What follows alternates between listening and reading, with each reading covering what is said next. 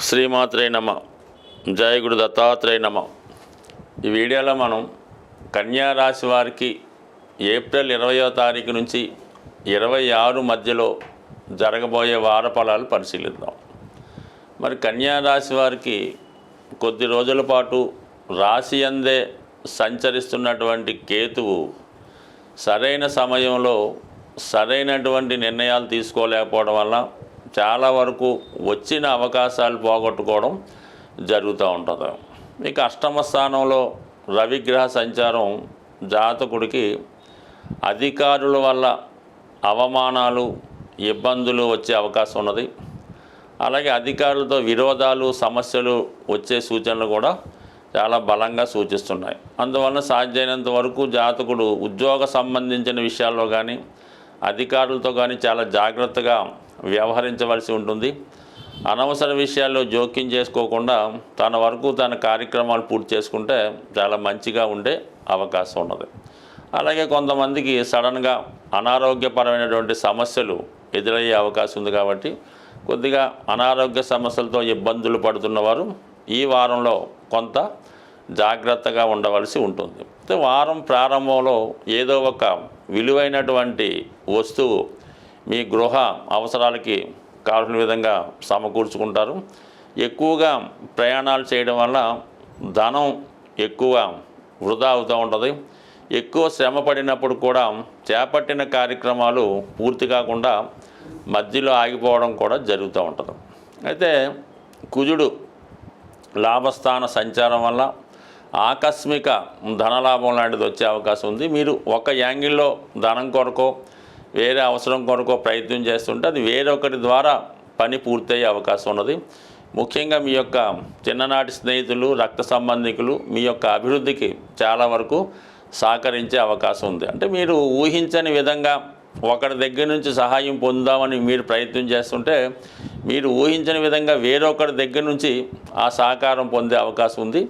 ఈ సమయంలో చాలా కాలంగా మీకు విరోధులుగా ఉన్నటువంటి మీ మిత్రులు కానీ మీ బంధువులు కానీ తిరిగి మళ్ళా కలుసుకొని మీకు చాలా వరకు సహకరించే అవకాశం ఉంది. కాబట్టి ఎవరైనా దూరంగా అయిపోయిన వాళ్ళు శత్రువులు లాంటి వాళ్ళు ఉంటే వారు మీకు ఫోన్ చేసినా వారు మీతో మాట్లాడాలని ప్రయత్నం చేసినా రిజెక్ట్ చేయకుండా వాళ్ళతో మళ్ళా సంపూర్ణంగా మీ పాత స్నేహాన్ని కొనసాగించుకుంటే దానివల్ల మీకే ప్రయోజనం ఉంటుంది. ఇక ముఖ్యంగా సప్తమ స్థానంలో ఈ గ్రహ సంచారం అన్నది వివాహ విషయంలో చాలా గందరగోళానికి ఇబ్బందికి కృషి చేయడం కావడం జరుగుతూ ఉంటుంది. అంటే ఒకేసారి వస్తే 2-3 పెళ్లి సంబంధాలు రావడం జరుగుతూ ఉంటుంది. రాకపోతే అసలు రావు. ఈ పెళ్లి సంబంధాలు వచ్చి సెలెక్ట్ చేసుకునే లోపల అవి మళ్ళా వెనక్కి వెళ్ళిపోవడం కూడా జరుగుతుంటుంది. కాబట్టి పెళ్లి విషయంలో చాలా వరకు అనిశ్చిత ఏర్పడే అవకాశం ఉంది. సాధ్యమైనంత వరకు సరైనటువంటి అర్హత లేని పెళ్లి సంబంధాలు వస్తుంటాయి. కాబట్టి ఏమాత్రం తొందరపడకుండా కొద్ది రోజుల పాటు అంటే ఇంచుమించుగా మనం మే 15వ తారీఖు వరకు వెయిట్ చేసి దాని తర్వాత వివాహ సంబంధాలు నిర్ణయించుకుంటే మంచిది. ఈలోగా అయితే మళ్ళా మోసపోవడం కానీ కుదిరిన సంబంధం మధ్యలో ఆగిపోవడం కానీ జరిగే అవకాశం ఉంది. కాబట్టి ఆ విషయంలో జాగ్రత్త పడడం మంచిది.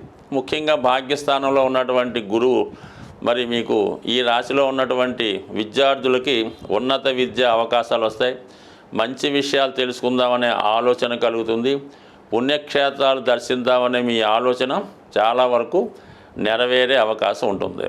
సో ఇవన్నీ గ్రహాలు బాగున్నప్పుడు కూడా కేవలం రవి వ్యయాధిపతిగా అష్టమ స్థానంలో ఉండడం వల్ల అనుకోకుండా వైద్యపరమైన ఖర్చులు రావచ్చు, అధికారులతో ఇబ్బందులు వేధింపులు రావచ్చు. కాబట్టి సాధ్యమైనంత వరకు ఈ వారం అంతా కూడా మీరు సూర్య భగవానుడిని ఎక్కువగా పూజించుకోవాల్సి ఉంటుంది.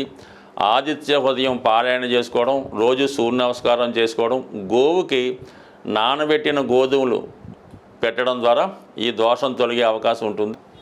గ్రహాల యొక్క స్థితిని అనుసరించి ఎక్కువగా ఈ శుక్ర, శని, రాహు ఈ గ్రహాలు కలిసినప్పుడు ఇంచుమించుగా అందరికీ కూడా ఆర్థిక పరమైనటువంటి టైట్ ఏర్పడుతూ ఉంటుంది. అంటే ఓవరాల్గా ఈ రొటేషన్ తగ్గడం వల్ల ప్రతి ఒక్కరి యొక్క వ్యాపారంలో కొంత తగ్గడం వల్ల మనీ రొటేషన్ తగ్గుతూ ఉంటుంది. ప్రతి వాళ్ళు ఆర్థికపరమైన ఇబ్బందులు పడుతూ ఉంటారు. అలాగే కొద్దిగా అవినీతి కార్యక్రమాలు ఎక్కువగా దేశంలో పెరిగిపోతూ ఉంటాయి. వినకూడని వార్తలు లాంటివి వినడం జరుగుతూ ఉంటుంది. అలాగే కొన్ని స్కాములు లాంటివి కూడా బయటపడటం, అవినీతి కార్యక్రమాలు బయటపడటం ఇటువంటివి జరిగే అవకాశం ఉంది. ముఖ్యంగా స్త్రీల మీద అత్యాచారాలు, అఘాయిత్యాలు పెరిగే అవకాశం ఉంది.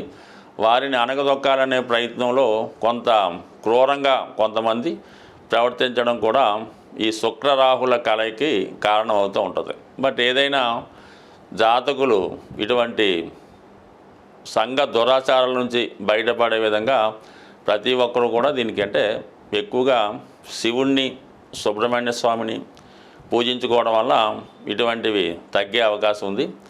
అలాగే ఈ వారం చివరిలో 26వ తారీఖున వస్తున్నటువంటి మాస శివరాత్రి రోజు శివుడికి అభిషేకం చేసుకోవడం వల్ల చాలా వరకు అనుకూలత ఏర్పడే అవకాశం ఉంది.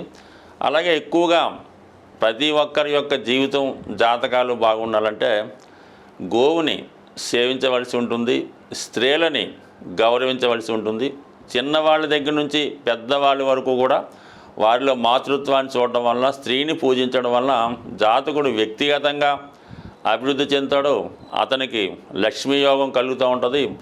దేశం కూడా సుభిక్షంగా ఉండి సర్వసంపదలు కలిగి అందరికీ మంచి అవకాశాలు వస్తుంటాయి. కాబట్టి కేవలం ప్రతి ఒక్కరు కూడా చాలా సౌమ్యంగా పాటిస్తూ స్త్రీల ఎడల, మూగజీవుల యొక్క వాటి ఎడల చాలా దయతో ఉంటే మీ జీవితం కూడా భగవంతుని యొక్క అనుగ్రహంతో చాలా హ్యాపీగా సాగే అవకాశం ఉంటుంది.